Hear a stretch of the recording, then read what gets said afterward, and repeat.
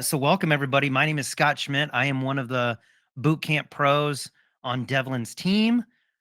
I also have the designation of Storyline Pro, so I help support people with storyline troubleshooting and questions they may have on that, which is one of the big reasons Sabrina, I think, has invited me to join her today. So we're going to kind of split this up because maybe I'm jumping the gun here, but Sabrina is fantastic with visual design. So she's going to kind of help set things up, and then I'm going to help out with some storyline programming. So I will look forward to working with everybody.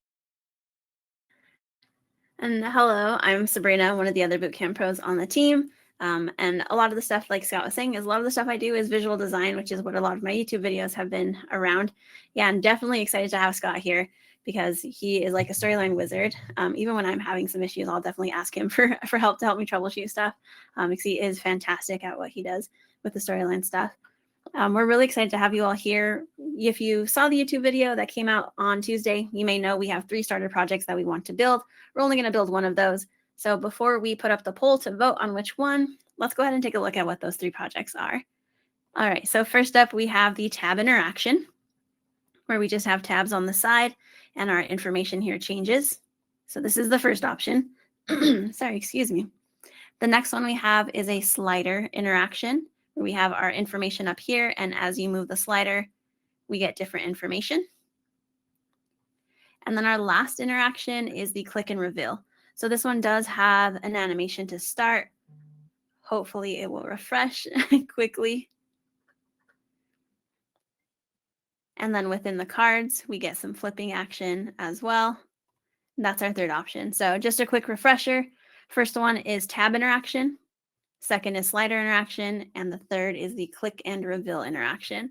So we're going to go ahead and vote to see which one you want to work on. All right. I think we have a clear winner. If you haven't voted, go ahead and vote. But I think we have a clear winner. I would say my vote was also the click and reveal interaction. It's just fun. There's a lot going on visually. I think it's a cool one. All right. So if you are going to build with us, you can start opening up Storyline, getting that open, and then we'll go together. We'll go through it together to set up our slide and everything.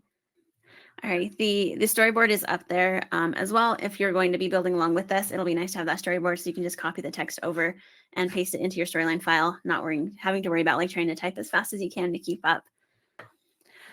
All right, so I'm going to share my full screen.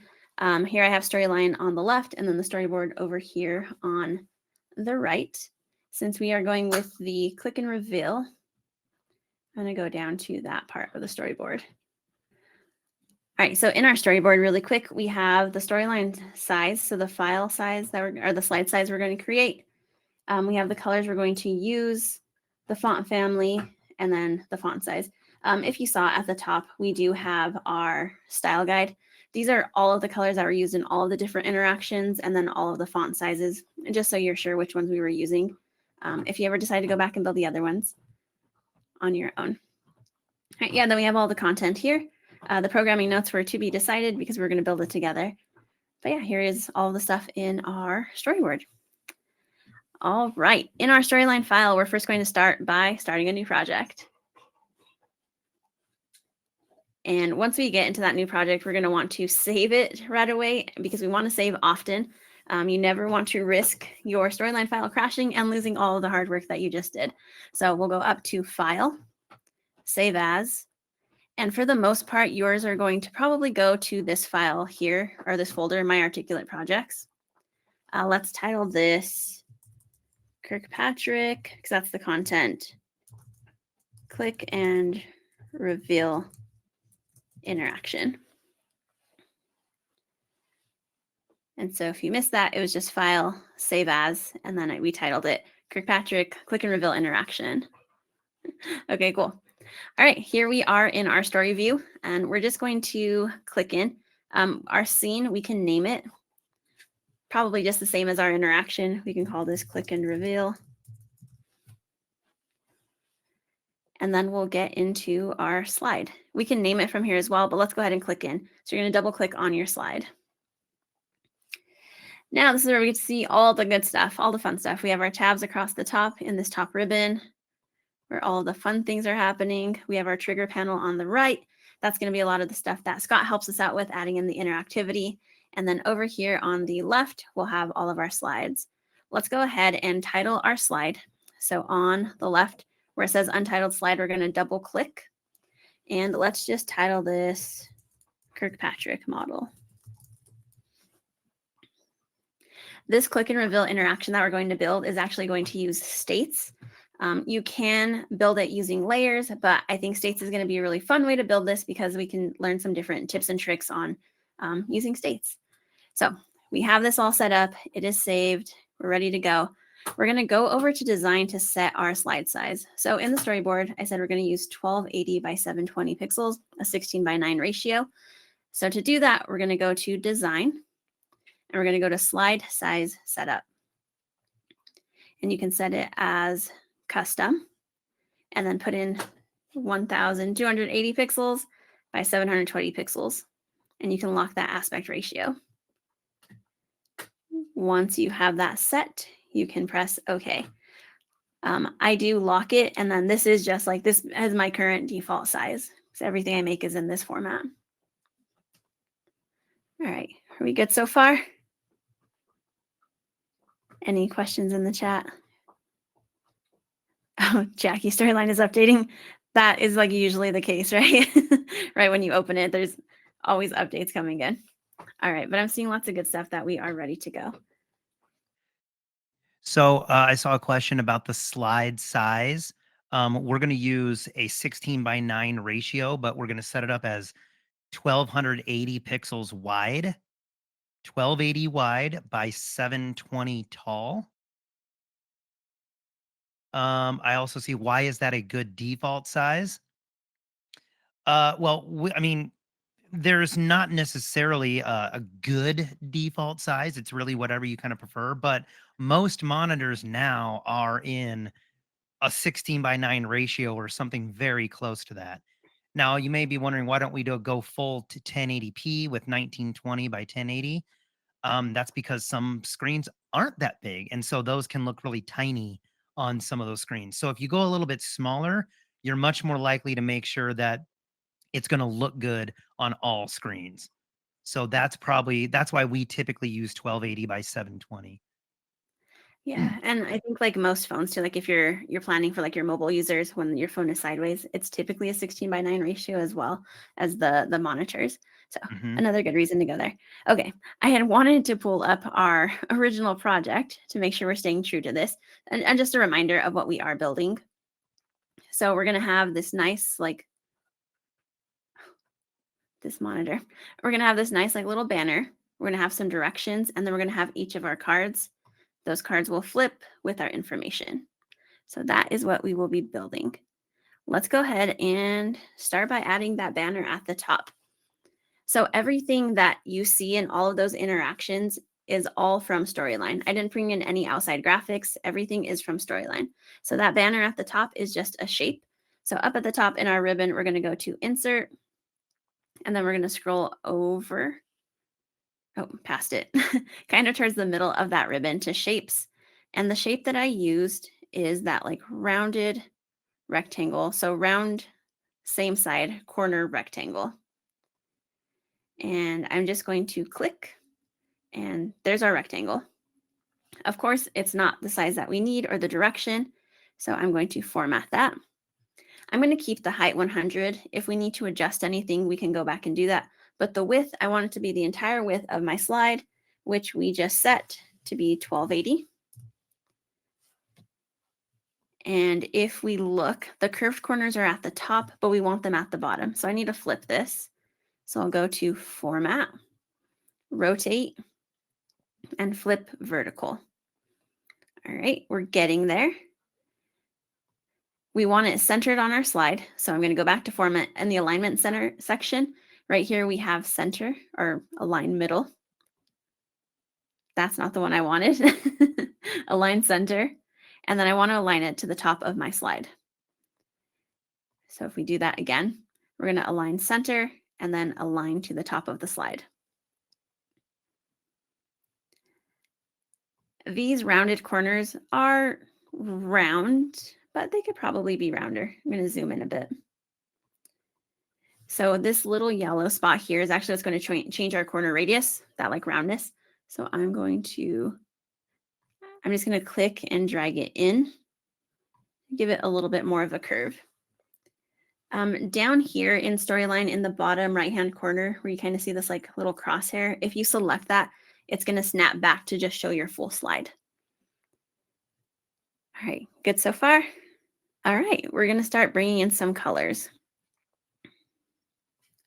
Yeah, I can go back and show how we did the rounded corner.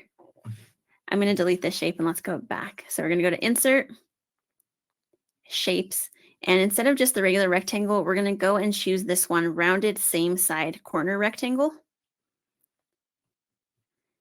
And I'm just going to add that here, go to Format, change the width to 1280. I'm going to rotate it and flip it vertical so we get the curved edges on the bottom, align center, align top. And now to get it more rounded, where we have this like little yellow square right here, I'm going to change that. I'm going to just click it and pull it to change the corner radius. Hey, All right. Sabrina, could you Yeah, also, we had a question. Can you also show how when you zoomed in, you can use the crosshair thing to snap back? yeah, definitely. So for me, when I'm zooming in, I'm using Control and my mouse wheel. That's how I zoom in. And then to get back to like snap it back down, if we look down here in the right-hand corner, you have like the zoom section, but right next to it, we have this little crosshair box.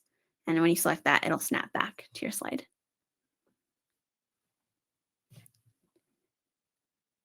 Yeah, so the radius is just up here. Once you have the rounded shape, there's a little yellow box, and as you click and drag that, it's going to change your radius.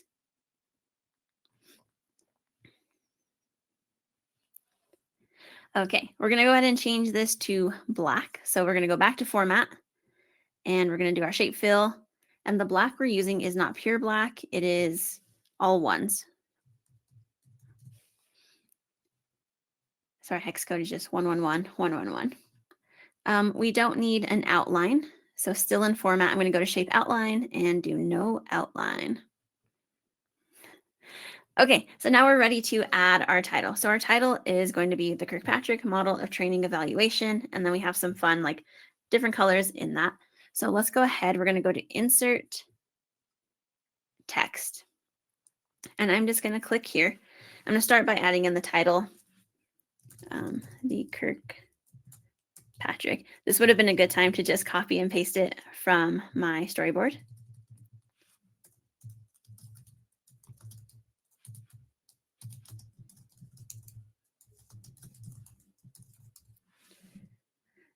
All right, so now you can still see that like the cursor is flashing. I'm going to press Escape so that I can format this. And I see a really good question in the chat about the numbers on the style guide, and I forgot to go over those, so thank you for asking, and I will go to that. But okay, so here I was typing, I pressed Escape, and you'll see that it went from dotted lines to a solid line. This will allow me to format this. So I'm going to make sure it's in Open Sans, which it is. This height, or the height of our font, the font size, we're going to do 30 point. So I'm going to double click in there and just type that in. And then click off. I also want that one to be, let's go back to the style guide. It's going to be extra bold.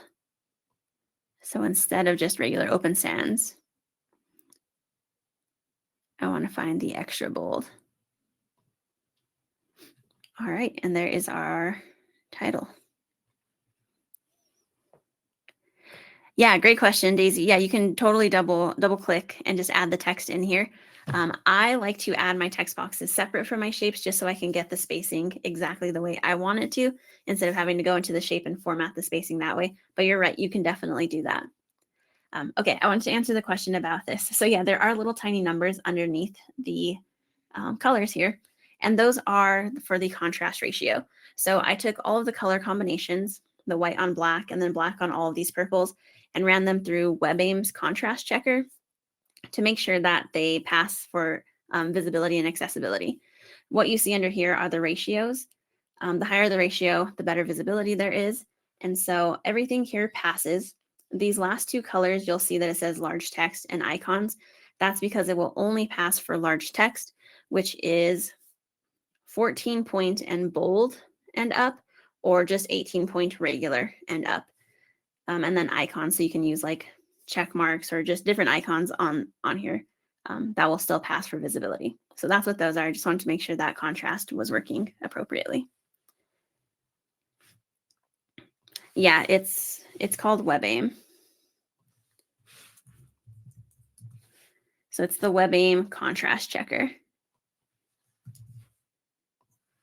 I can put that in the chat. Okay, let's go ahead and format.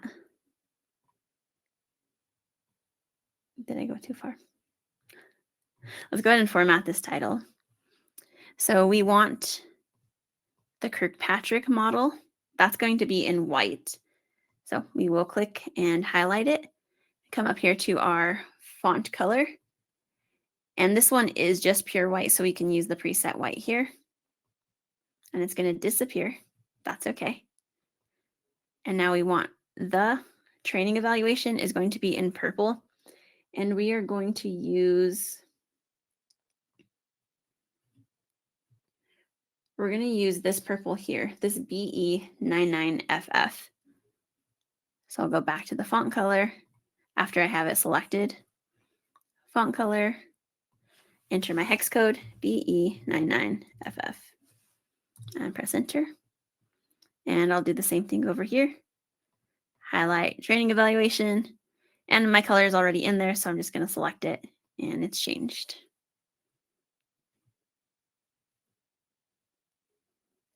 All right, now I'm going to go ahead and take this text, and I'm going to move it up to my shape.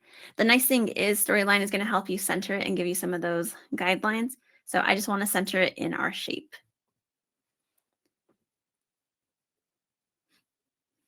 Yeah, you could definitely set the colors as the theme. So if we come up here, good question.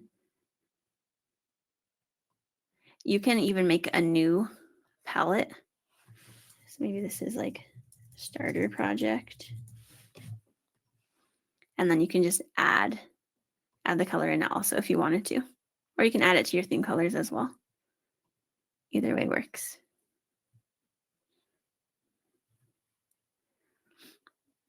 All right, I think we're doing okay so far. I know that we're going to want this banner to animate in, because in the original it slides down. So to make sure everything is coming in together, I'm going to go ahead and group these objects. So I'm going to select my text, and then I'm going to hold down Shift and select my shape. And I'm going to press Control G to group them. And you can see down here on the timeline it grouped. So I'll ungroup it and do that really quick. You can also do it on the timeline here as well. So if I select one object, hold Shift, click the other object, and then press Control G to group it. All right, let's name this title banner. So over here where it says Group 1, I'm going to double click and call it Title Banner. This way we can help out Scott too when he starts adding interactions. He's not curious what these different things are called. It's not too messy. Good call, Jackie. We haven't saved this in a while, so definitely press save. So you can come up here and press save, or you can do Control S. Save often. Again, you don't want it to crash and lose everything.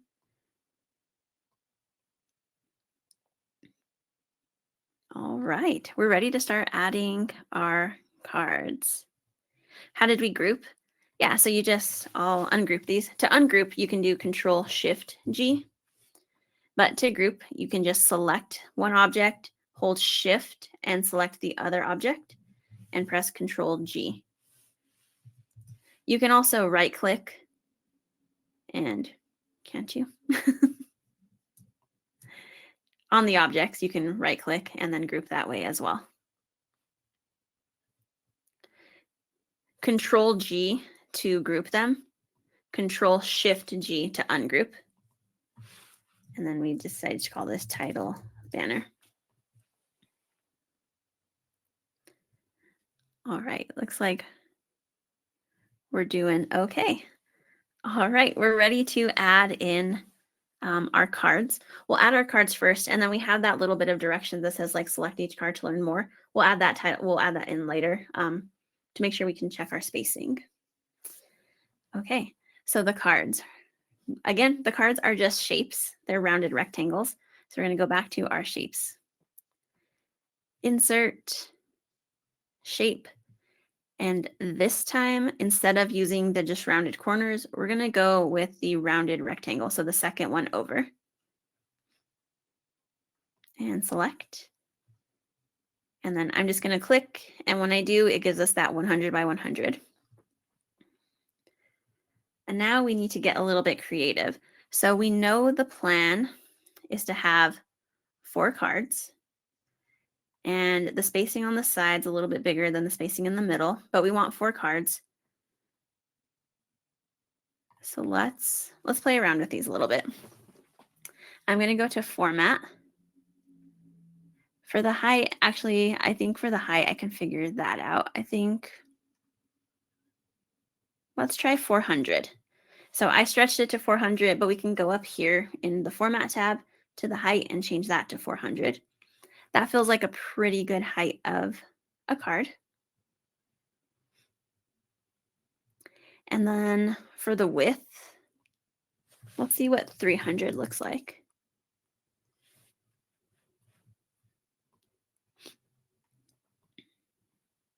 That looks like that might be too big already. That's okay. Another thing we want to be thinking about is the spacing in general. So my spacing from the edge of the slide and the bottom of the slide for objects, I want that to be consistent. Keeping those things consistent is going to really help just visually make sure everything is balanced.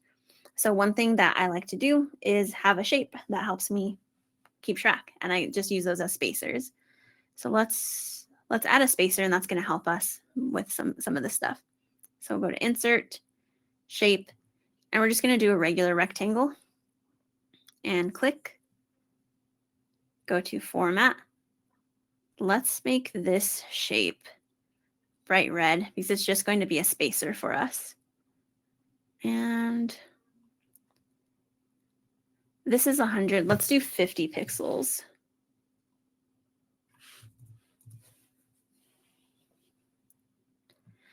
Okay, so we're going to take this and I'm going to move it over to the edge of my slide.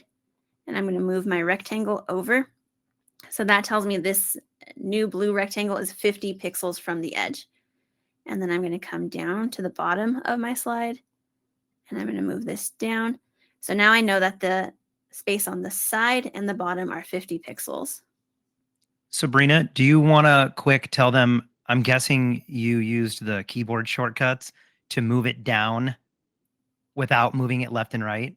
Did you do that by I holding did shift? not that time. Oh, okay. No, it gave me the grid lines, which was nice. It snapped on its own. But you can hold down shift. So if I select the blue rectangle, if I hold down shift, I can slide it over without moving it up or down. And then I'm going to bring my spacer down, hold shift, and drag this down. Yeah, that's what I was thinking when you dragged it down to make sure you didn't accidentally move it left and right a little bit. Yeah. Yeah. No, the storyline was really nice and just gave me those grid lines, which is great. Right now, the size of this card is 300 by 400, but it may be something we change. The spacer here is 50 to give us 50 all around.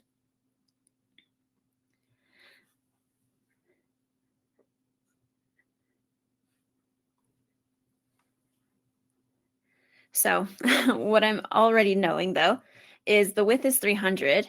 We're going to have 4 cards. That's going to give us a width of 1200. And we would only have us 40 on the sides, each side. So this may have to be a little bit smaller. Let's try. And I think someone said the height, a height of 50 looked good, or 500, I mean. Let's do that. Let's change the height of this card to 500. And we'll have to readjust. And let's change the width to 250.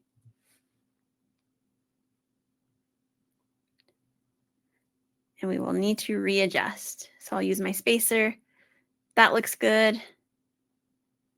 Here it needs to be bumped up a bit.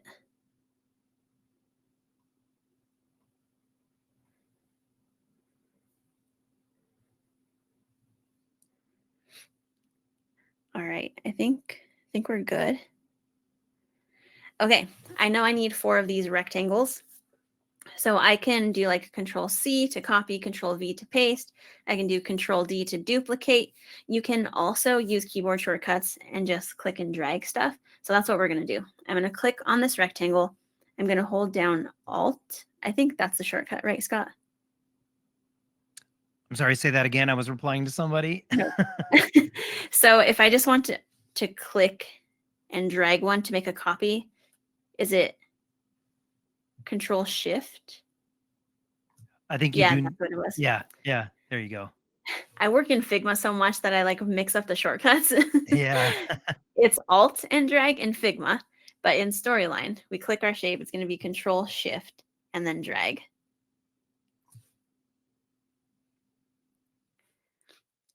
So we ended up doing 250 and 500. All right, we need 4 of these, so I'm going to do that again. So Control Shift, drag, let go. Control Shift, drag, let go.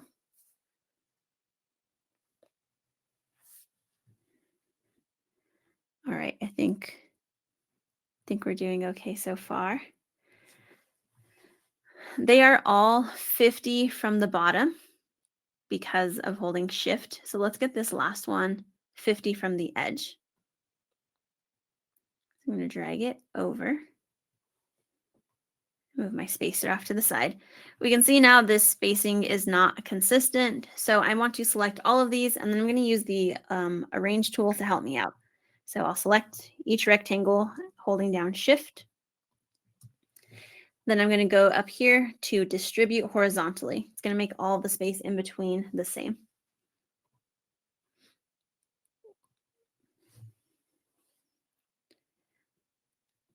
Doing okay so far. All right. We are starting to run out of time because we want to give Scott enough time for interactivity. As the magic of the spacing. Is that what we wanted to see? Okay. So let's pretend these are not where they were. So the spacer I brought over, moved this so it's in the right spot. Then we're going to hold down Shift and select all of our rectangles. Come up to Format and use this Distribute horizontally. And then that gets everything all nice and neat and ready to go. Okay. I'm not sure where to go next because we are running out of time. Let's go ahead and add some content let's format and add content to one of the boxes. And then we'll hand things over to see if we can start adding some interactivity. So let's focus on this one here. The color of this one is going to be this very light purple. Let's go with the F1E9FF. So I'm going to go to Format. So I've clicked on the rectangle, Format, Shape, Fill, and I'll enter my hex code, F1E9FF. And I'll just press Enter.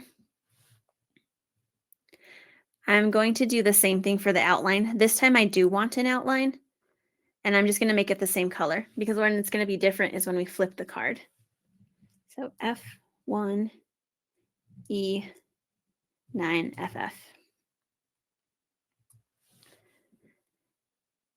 I do want that outline to be a little bit thicker. So as I have this shape selected, I'm going to go to the shape outline. And for the weight, I'm going to change it to 3. Because it's the same color, it's not too big of a deal. But we will want that for when we flip it over. You can get some like glitchy things happening if it doesn't match exactly. All right, we're going to use states to add in the information. So one thing you may not know about states is you can't use states with groups. So if we look up here, this is something we grouped. If I go to states, it doesn't let us do anything. But if I select these rectangles, now I can do stuff.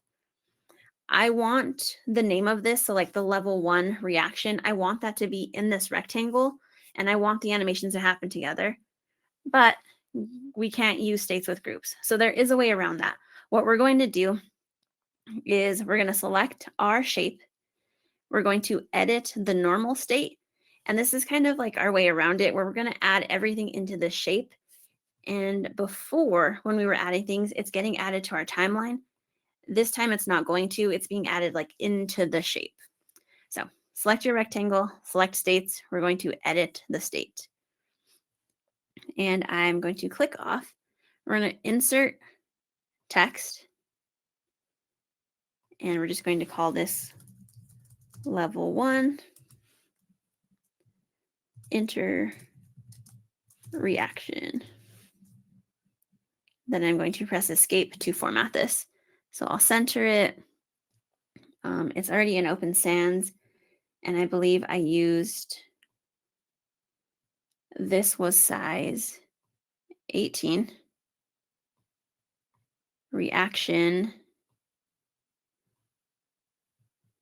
was size 21. And it was semi-bold.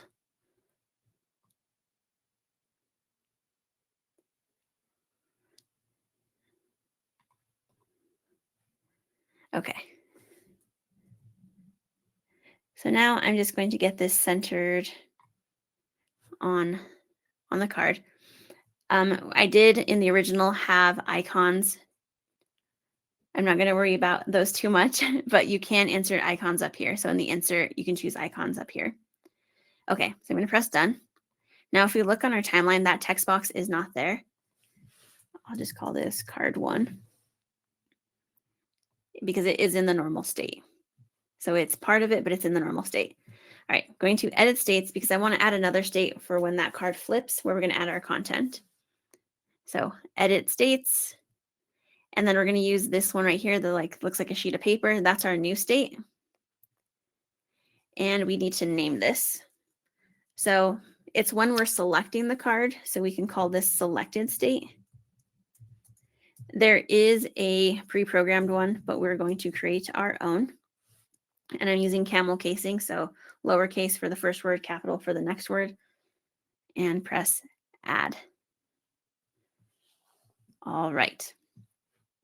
We can format this shape. For the fill, let's go ahead and we'll just make it white.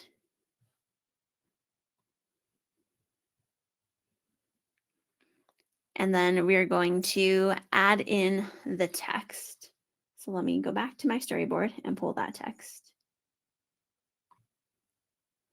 We're going to do the text here. So insert text box. And the first thing is, what is it? And we may have to speed up just a bit so that we have some time for Scott. I'm going to just go ahead and do Control Shift to duplicate this. And how is it evaluated?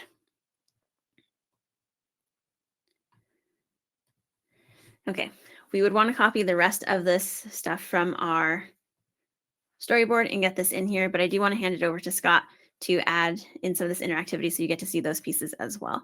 So I'm going to press done for my state. So you can see our normal state and then our selected state. All right, Scott, I'm going to hand things over to you and stop sharing. And I'll give you a Okay. chance Well, to. and fortunately, I'm going to share mine. I've got a copy of where Sabrina would have ended, so we'll get to start from that point. Let's see. I want this one right here. Okay. Sabrina, can you help me out? Are you seeing mine? Yes, we can see your screen. Okay, perfect. Okay.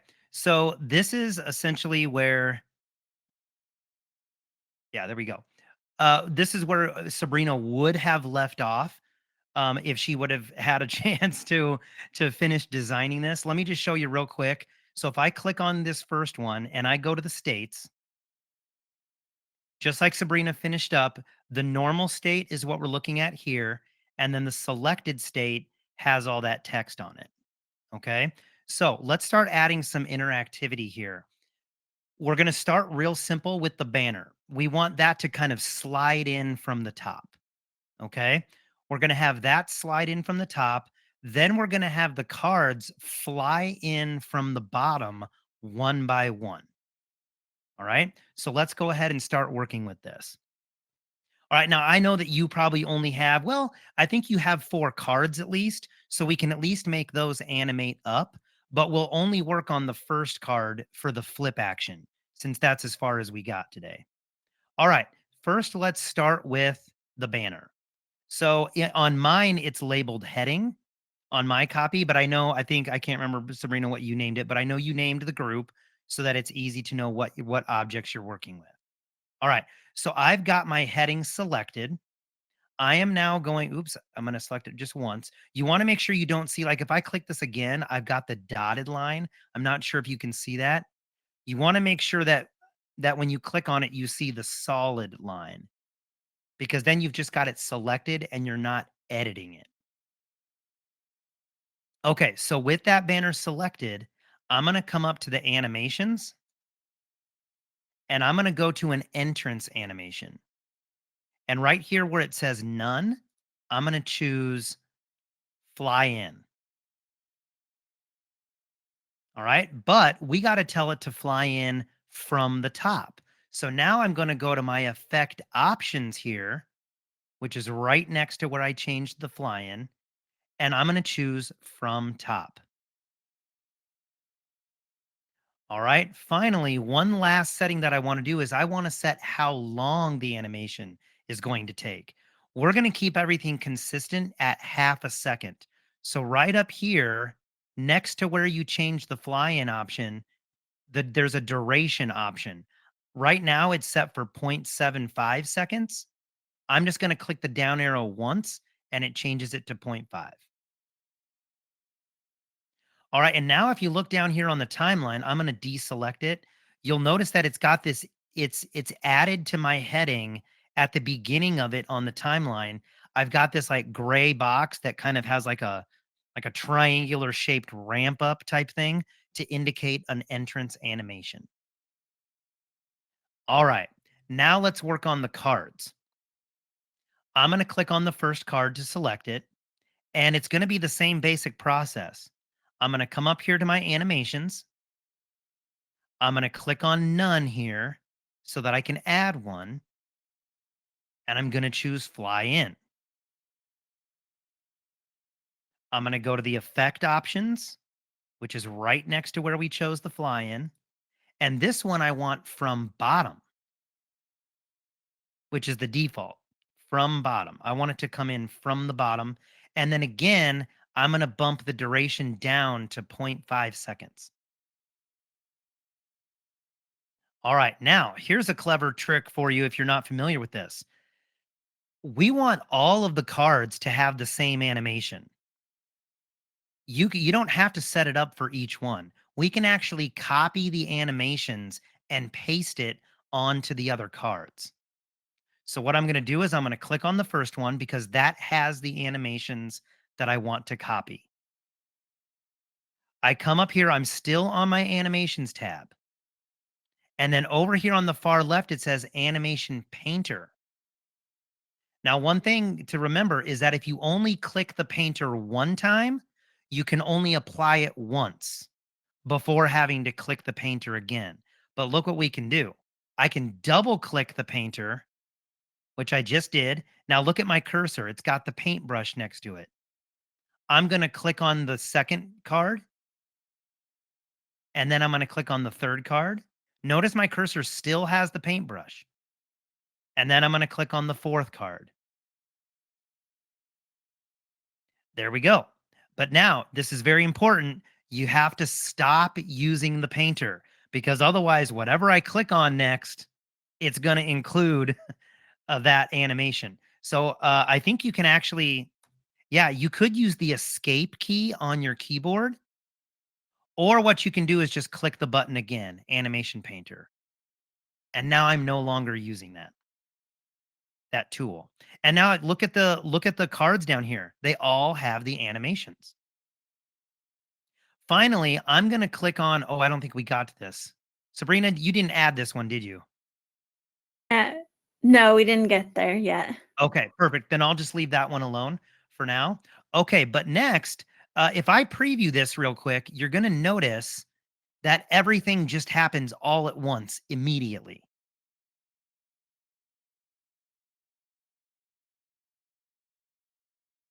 And there it went. But that's not really what we wanted, right? We want the banner to come in, then we want the cards to come in one at a time. So what we're going to do is we're going to use the timeline to adjust when these things are going to appear. So I'm going to start with my heading. All right. Now, personally, I don't like it to start immediately because then it's easy to miss. So what I'm going to do is I'm going to take the heading and I'm going to drag it in 2 spots on my timeline to half a second so that the slide will load and then a half a second later, that's when the banner will fly in. Okay. You're going to use these little markings on your timeline. Now, depending on how far you're zoomed in on your timeline, the markings may be different. I've got between each second, I've got 3 little markings. So that means each mark represents a quarter of a second. That's why I moved it in 2 slots for half a second. Okay. Then level 1, I'm going to make that appear. See, look where my animation ends. The heading I'm going to move this up to the top, by the way. The heading animation ends at 1 second. You can see that because of the little gray box. The animation ends at 1 second. So for my level 1, I'm going to move this up. I want that one to start a quarter of a second after the heading is done. So the heading will fly in, and then a quarter of a second later, that's when heading 1 will appear. Same thing for level 1. Then level 2, I'm going to first line it up with the end of the animation for level 1, and I'm going to bump it out a quarter of a second. Same thing with level 3. I'm lining it up with the end of the animation, bump it in 1/4 of a second. And then finally, level 4, same thing. I'm going to have it appear a quarter of a second after level 3. So you can see the staggering that we're going to have. All right.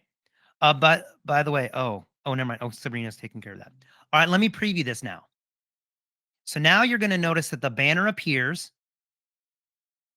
then the cards fly in one by one. And that's what we want. All right, so we're on the right track. So now the last step that we're going to go over is how to set the animations to make the cards flip and change state to show the selected state.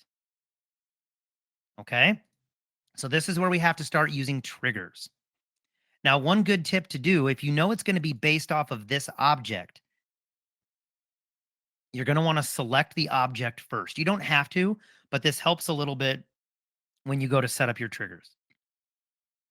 All right, so I've got level 1 selected. Now I'm going to come over here to my triggers panel and I'm going to start a new trigger with this little white sheet of paper. And now here's where you just have to think about the logic.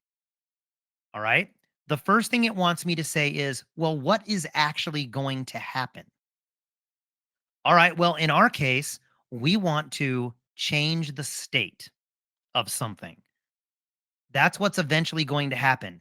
The card 1 is going to change from the normal state to the selected state. So change state. Then it says, well, what object do you want to change state? And you'll notice it's already selected because I selected it ahead of time. I clicked on the card first, then started my trigger.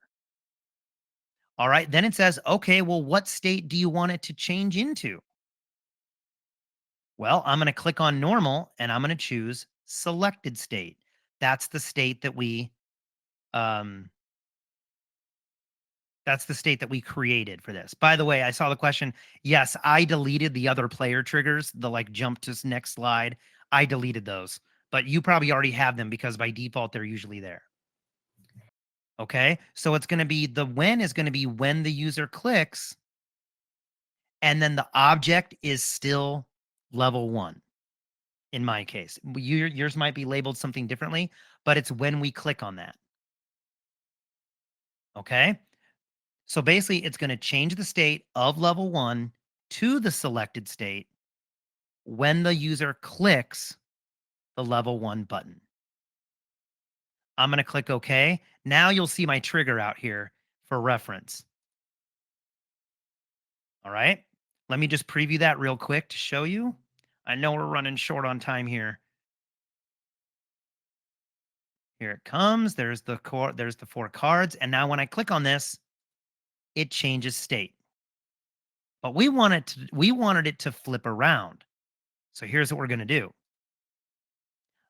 I'm going to click on my level 1 card. I'm going to go to the states, and I'm going to click edit states. Now I'm going to click on the selected state, and we're just going to add an animation to this object. Now, I'm not sure if Sabrina, you got to this, but you're going to want to make sure that all of these objects are grouped because we want them all to animate together. So here, I'll just quick ungroup them so you can see. So what I'm going to do is I'm going to click on this text here, and then I'm going to hold shift, just like Sabrina showed you before. I'm going to hold shift and click on the shape. So now I've got all of those objects selected, and now I'm going to group them by doing Control G. Now they are treated as one object. All right, so now with that object selected, I'm going to come up to my animations tab. I'm going to go to none. Amy, you are exactly right. And we're going to use the swivel option. And then again, just to keep things consistent, I'm going to change the duration to 0.5 seconds. All right, now don't forget to click done down here. We are in the process of editing a state, so we need to click done.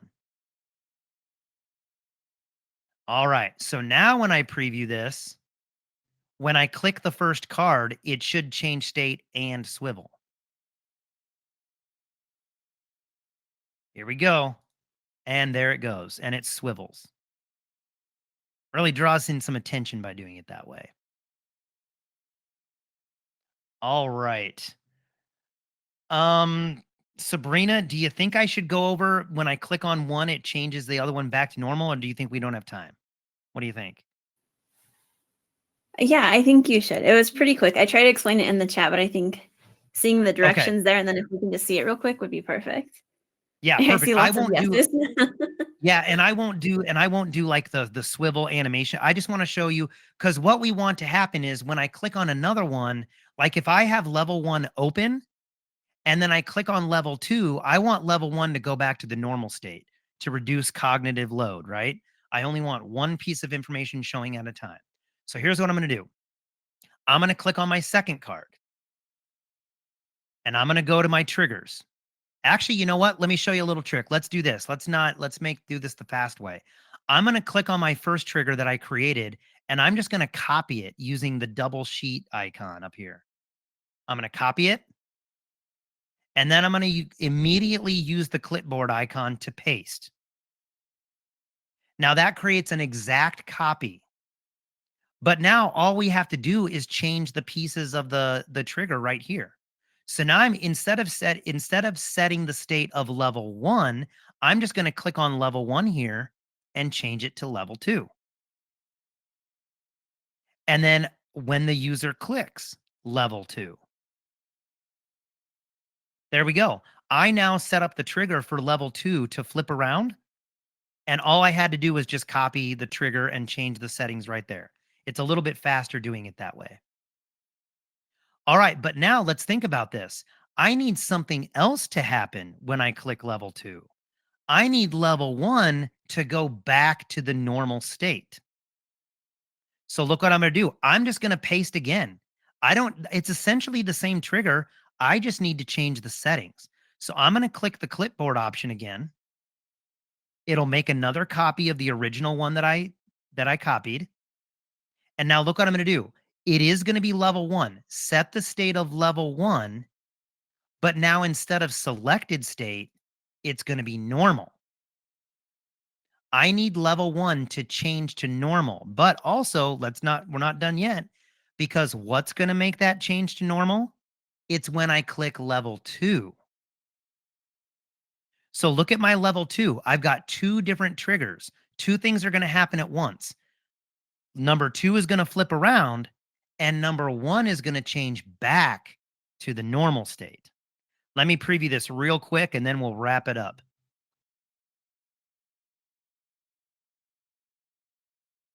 Here come the cards. Okay, so I'm going to click on 1. There it goes. Now watch what happens when I click on level 2. What should happen is level 2 will show me the information, and level 1 will go back to normal. And there it goes. Okay, but now watch. When I do see, I still need to set up that other trigger for the other ones though. That's why number 2 stayed where it was. What I could do is look, I can paste it again real quick. And look, I'm going to change the state of level 2 to normal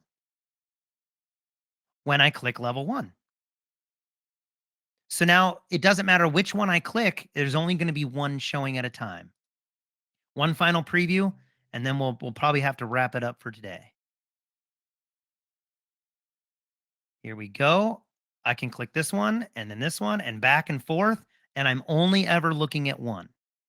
Now keep in mind that if you were to do this for the rest of the project, each level is going to need 4 triggers. 1 to change itself to the selected state, and 1 each for the other cards to change them to normal. So you would need, for each level, you're going to need 4 triggers. Okay? 1 to change itself and 1 to change the other 3 back to normal. All right. So I will stop sharing for now, and we'll see if hopefully you can stick around for a couple minutes so we can wrap this up. That would be great. Go ahead, Sabrina. All right. So yeah, we didn't get to get as far as we wanted to. You can see there's a lot that goes into these to make sure you have all of those steps. But if you'd like a more hands-on practice with Storyline, with step-by-step guidance, then the Storyline Project Lab might be just what you're looking for. We're pleased to announce that we're having a flash sale on the Storyline Project Lab this weekend, where you'll get $200 off if you choose to enroll. You get immediate access to the course, where you'll learn how to build 8 real-world projects, very similar to what we did today. Course access also comes with a private community space for those that are also working through the same course. And you also get live weekly workshops with Storyline Pro Scott. And after this is concluded, you'll be taken to that course page to see if you're interested in learning more or enrolling. So yeah, that is it. Big flash sale, $200 off the course. And again, you'll get those weekly workshops with Scott. Sometimes I crash the party there too and jump into those because they're so much fun. Yeah, Scott, any last words? Yeah, well, we kind of had hoped to have a more formal closing to this, but we also want to respect people's time. So, I don't know if you caught the note earlier from our community manager Nathan. We're gonna have these on a regular basis. I believe Nathan said every last Thursday of the month we will have similar workshops like this. So be on the lookout for more of those workshops. Yeah, and as you watch the replay too, you'll be able to download the storyboard that we had. If possible, I'll try to get in there and add some notes too of any of the things that we might have missed to that storyboard as well. Yeah, thank you all for coming. Yeah, thank you, folks.